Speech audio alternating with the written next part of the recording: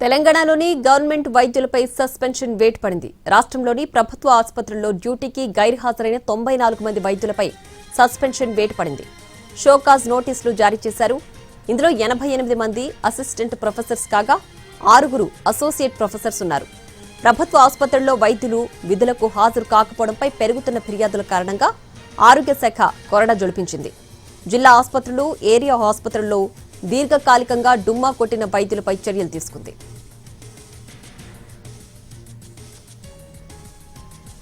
Duty సమయంలో private క్లినిక్లలో సేవలు అందిస్తున్నారన్న ఆరోపణలపై కూడా విచారణ ప్రారంభించారు ఉన్నతాధికారులు.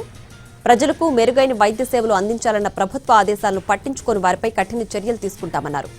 కొందరు వైద్యులకు షోకాజ్ నోటీసులు జారీ చేయగా మరికొందరిని తాత్కాలికంగా సస్పెండ్ చేసింది సర్కార్. ఇకపై బయోమెట్రిక్ హాజరు వ్యవస్థను కఠినంగా అమలు చేయాలని నిర్ణయించుకుంది.